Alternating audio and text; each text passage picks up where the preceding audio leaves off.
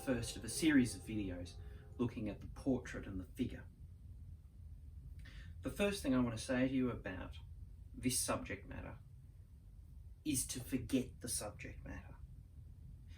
If we get caught up in thinking about eyes and nose and mouths and details like that, we're never going to be able to actually capture a true likeness. Likeness doesn't come from understanding the structure of the eye or understanding the way that a mouth forms. They're parts that we include later. They're the details. They're what creates a character or life in a portrait when we play with those. The most important aspect to getting a likeness is understanding that structure of light and dark that falls across the figure or the face. This is sometimes, as I've discussed with some of you before, what we'd call the chiaroscuro. So just remember that initial approach, the initial way, and the way that I will push you to look at this is no different to when we've looked at a pear, a jug, any other material or subject matter. It is simply an interaction of light and dark shapes creating edges, and if we then work in colour, working with some of those principles of colour that I've outlined with you before. If you haven't watched the video where I was discussing the method that Meldrum uses, that standing back and an observation of the subject matter from a fixed focus point, I would recommend that you start there looking at today's exercise. You can begin this exercise also with some drawing. I would encourage you to work with some contour drawing at least to start to get you familiar with the subject matter, and then go into the exercise. Basically, I will have sent, if you're working from home, I will be sending you a selection of different photographs of Florence to work from, and I want you to print those photographs out at least at A4 size and have them set up next to the surface that you're going to be working on, whether it be some canvas paper if you work in paint, or paper if you're working in a drawing, either with charcoal or graphite. And make sure that you're able to stand back at least 6 to 8 paces away from those set up. You'll make all your observations from that 6 to 8 steps away. And what you're trying to do from that distance is observe how the subject matter becomes really just a light and dark pattern. You can't see the detail.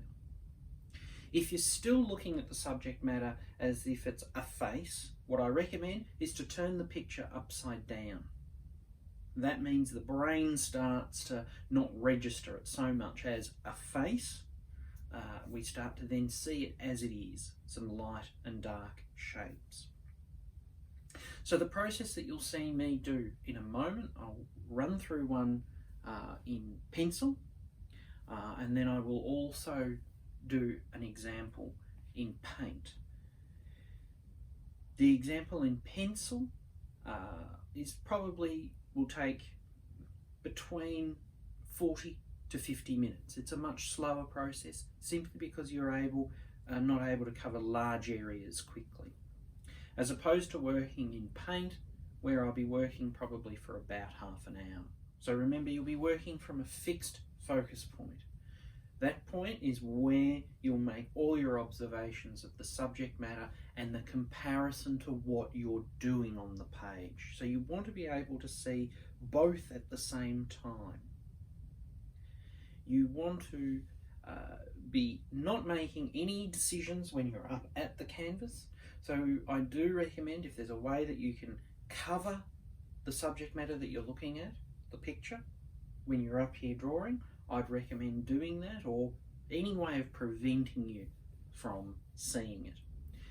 In the demonstrations that I'll show you, I was not able to see the subject matter when I was up at the canvas or up at the paper. In this demonstration using graphite pencil, I have marked the top and the bottom as I see it from my point 6 to 8 paces away. I'm then massing in the shapes of the darks as I see them from that point. I may make adjustments as I go, but I don't go beyond what I can remember. I don't go beyond putting down as I could see it from that point. If I start making up areas, or I'm conscious of making up areas, I stop, go back to my point of observation and make more decisions from that point before coming back to the paper and making those changes. In this demonstration I was using natural light, and unfortunately, because I took a break in between, that the light was changing quite dramatically, and so changing how I could see it.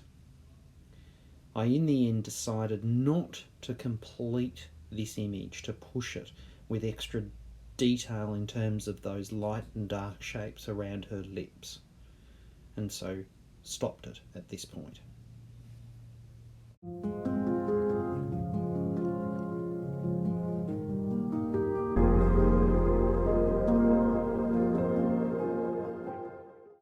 In this demonstration using paint, I set up with a lamp so that the light was consistent on the bust as I was looking at her.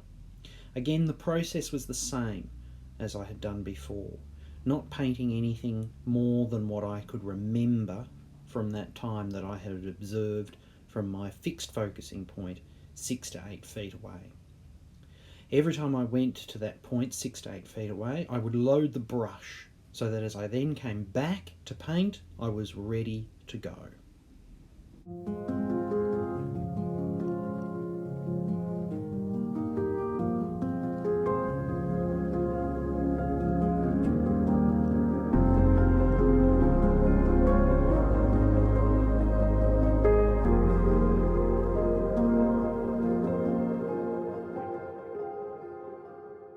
So there you are. Have a go. If you have any questions, please just let me know. And for those of you that I will see face to face, we shall work through this exercise both from the bust as she is, as well as from the photographs. Good luck, take care, until next time.